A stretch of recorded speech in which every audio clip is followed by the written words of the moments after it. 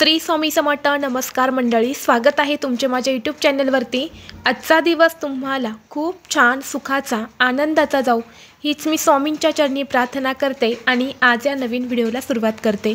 आज 19 ऑगस्ट वार मंगळवार आणि आज आलेली आहेत अजा एकादशी। पवित्र श्रावण महिना सुरू आहे आणि या महिन्यात ही अजा एकादशी आलेली आहेत। एकादशी तिथी ही भगवान विष्णूंना समर्पित आहे आणि श्रावण महिना हा भगवान महादेवांना समर्पित आहे। म्हणून आज अजा एकादशीला हरी आणि हर यांचे एकत्रित पूजन केले जाते। प्रत्येक महिन्यामध्ये 2 एकादशी येतात आणि प्रत्येक एकादशीचं महत्त्व हे देखील वेगवेगळं असतं। श्रावण महिन्यात येणारी ही अजा एकादशी सर्वात मोठी मानली जाते। या एकादशीचे व्रत केल्याने व्यक्तीच्या मानसिक आणि शारीरिक स्थितीवर सकारात्मक परिणाम होतो। तसेच मनुष्याला त्याच्या सर्व पापांपासून मुक्ती मिळते आणि मोक्ष प्राप्त होतो। जो व्यक्ती हे व्रत मनोभावे करतो त्याच्या सर्व मनोकामना पूर्ण होतात। तसेच मन आणि विचारांमध्ये शुद्धता येते। श्रावण महिन्यातील हे अजा एकादशीचे व्रत इतके प्रभावी मानले जाते की हे व्रत केल्याने जीवनातील सर्व समस्या या दूर होतात। तसेच भगवान विष्णूंची कृपादृष्टी प्राप्त होऊन व्यक्तीच्या जीवनातील सर्व दुःख दारिद्र्य दूर होते। तसेच भगवान विष्णूंच्या आशीर्वादामुळे सुख आणि समृद्धी प्राप्त होते।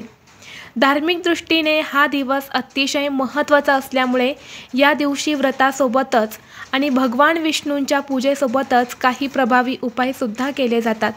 आज या व्हिडिओमध्ये मी तुम्हाला एक अतिशय प्रभावी असा उपाय सांगणार आहेत। आज मंगळवार अजा एकादशीला तुम्ही उपवास नाही केला तरीही चालेल, पण संध्याकाळी तुळशीजवळ ठेवा ही एक वस्तू। घरात चहूबाजूने पैसा येईल, कर्ज फिटेल, 7 पिढ्यांचे दारिद्र्य नष्ट होऊन घराची, मुलांची, पतीची अगदी भरभरून प्रगती होईल। घरात अखंड लक्ष्मी नांदेल। तर अशी कोणती वस्तू आहेत जी संध्याकाळी तुळशीपाशी ठेवायची आहेत, कोणत्या वेळेत हा उपाय करायचा आहे याबद्दलची संपूर्ण माहिती आज या व्हिडिओमध्ये मी तुमच्यासोबत शेअर करणार आहे। त्यामुळे तुम्ही हा व्हिडिओ स्किप न करता शेवटपर्यंत नक्की पहा। चॅनलवरती नवीन असाल तर सबस्क्राईब करा आणि असेच माहितीपूर्व नवनवीन व्हिडिओ पाहण्यासाठी बेल आयकॉनला प्रेस करा, म्हणजे जेव्हा कधी मी नवीन व्हिडिओ अपलोड करेल त्याचं नोटिफिकेशन सर्वात अगोदर तुम्हाला भेटेल आणि तुम्ही एक पण व्हिडिओ मिस करणार नाही। आज या व्हिडिओमध्ये मी तुम्हाला जो उपाय सांगणार आहे तर हा उपाय आपल्याला संध्याकाळी करायचा आहे। संध्याकाळी तुम्ही 5 वाजल्यापासून ते रात्री 9:30 वाजेपर्यंत हा उपाय कधीही करू शकता, कारण या वेळेला आपल्या घरामध्ये लक्ष्मी येत असते।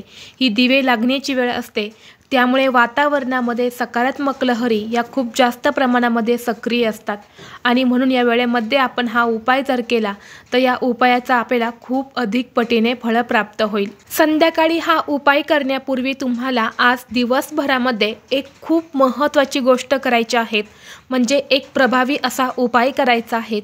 तर तुम्हाला आज दिवसभरामध्ये दक्षिणावर्ती शंख तुमच्या घरामध्ये असेल तर त्या शंखामध्ये पाणी भरून ठेवायचं आहे किंवा गंगाजल भरून ठेवायचं आहे। यानंतर आपल्या देवघरामध्ये भगवान विष्णूंची मूर्ती असेल, फोटो असेल तर त्यांचं पूजन करायचं आहे। त्यांना पिवळ्या रंगाची फुलं, तुळशीपत्र अर्पण करायचे आहेत। घरामध्ये तुम्हाला धूप दीप अगरबत्ती लावून वातावरण हे प्रसन्न करायचं आहे।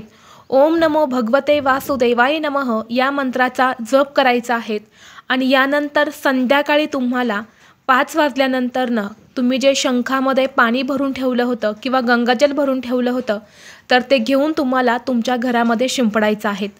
या उपायाने घरातील नकारात्मक ऊर्जा दूर होते, घरात सकारात्मकता येते आणि दक्षिणावर्ती शंख हे देवी लक्ष्मीचे प्रतीक देखील मानले जाते, म्हणून त्याची पूजा केल्याने धनप्राप्ती होते। म्हणून हा एक उपाय तुम्ही आज सकाळपासून ते संध्याकाळपर्यंत कधीही करू शकता। जर तुमच्याकडे दक्षिणावर्ती शंख नसेल तर एक लोटा घ्यायचा आहे आणि त्यामध्ये तुम्हाला हे जल भरून तुमच्या देवघरामध्ये ठेवायचं आहे किंवा गंगाजल भरून ठेवायचं आहे आणि हा उपाय जो आहे तर तो तुम्हाला संध्याकाळी लक्ष्मी येण्याच्या वेळी आपल्या घरामध्ये करायचा आहे, म्हणजेच ते पाणी जे आहे तर ते घरामध्ये शिंपडायचं आहे। त्याचबरोबर आपल्याला आज संध्याकाळी तुळशीजवळ एक वस्तू ठेवायची आहे, म्हणजेच ही एक वस्तू जी आहे तर ती तुळशीला अर्पण करायची आहे। आपल्या हिंदू धर्मामध्ये तुळशीला विशेष महत्त्व दिलं जातं।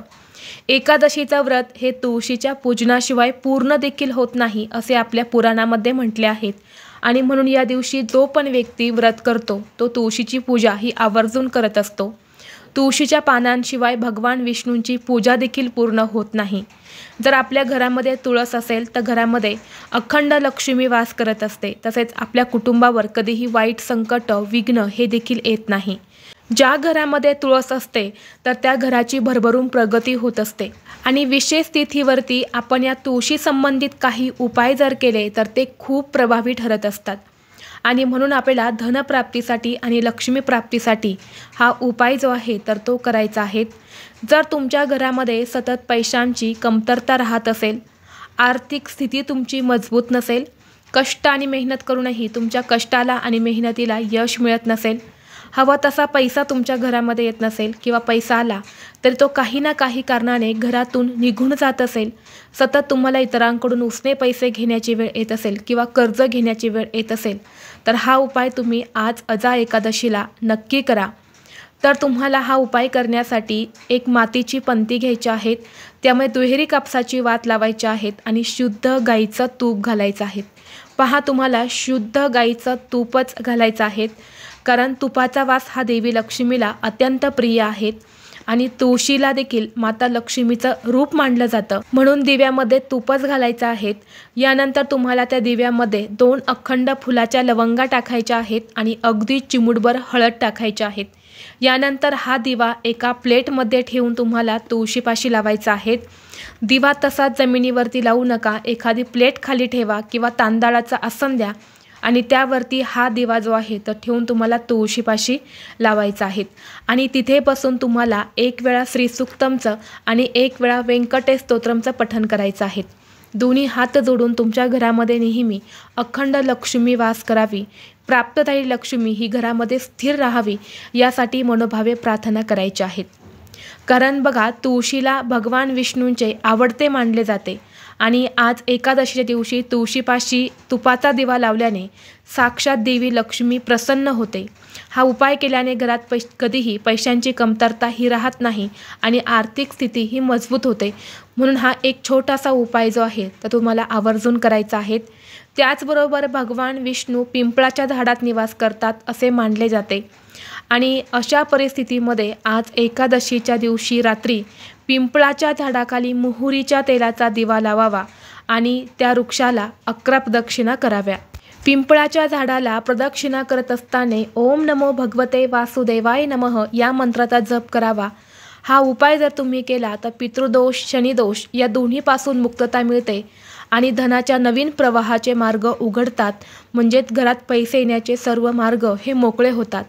तसेच घराला काही प्रखर पितृदोषाचा त्रास असेल तर तो सुद्धा दूर होतो, म्हणून हा एक उपाय सुद्धा तुम्ही आज करू शकता। त्याचबरोबर तुमच्या आयुष्यामध्ये तुम्हाला काही त्रास असतील, शारीरिक, मानसिक किंवा काही आजारपण असेल किंवा तुम्हाला कोणत्याही कामामध्ये यश मिळत नसेल, कोणतीही गोष्ट ही तुमच्या मनासारखी घडत नसेल तर तुम्हाला आज अजा एकादशीच्या दिवशी रात्री भगवान विष्णूंची पूजा करायची आहे।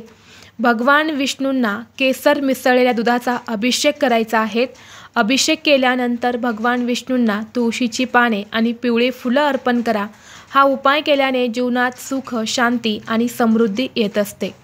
त्याचबरोबर आज अजा एकादशीच्या दिवशी संध्याकाळी आपल्या घरामध्ये उत्तर दिशेला एक दिवा नक्की लावा, म्हणजेच एक मातीची पंती घ्यायची आहे, त्यामध्ये तुम्हाला दुहेरी कापसाची वात लावायची आहे, शुद्ध गाईचं तूप घालायचं आहे आणि असा हा एक दिवा तुम्हाला प्रज्वलित करून तुमच्या घरामध्ये जी उत्तर दिशा आहे तर त्या उत्तरेकडे या दिव्याची वात येईल अशा पद्धतीने दिवा लावायचा आहे।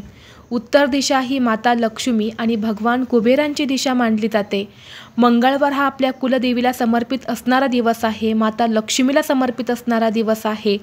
तसेच आज अजा एकादशी आहेत आणि श्रावणातील हा शेवटचा मंगळवार आहे। या दिवशी आपण आपल्या घरामध्ये हा दिवा जर लावला तर आपल्या घरामध्ये चहूबाजूने पैसा येतो आणि आपल्या घरातील सर्व आर्थिक समस्या या दूर होतात। घरात सुख, शांती, समृद्धी नांदू लागते आणि आपल्या घराची, मुलांची, पतीची अगदी भरभरून प्रगती होते। तर अशा पद्धतीने हे छोटे छोटे उपाय जे आहेत तर तुम्हाला आज अजा एकादशीला करायचे आहेत।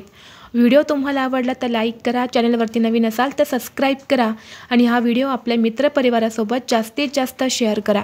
चला तर मग भेटू असंच पुढल्या एका नवीन व्हिडिओमध्ये. तोपर्यंत सर्वांना श्री स्वामी समर्थ.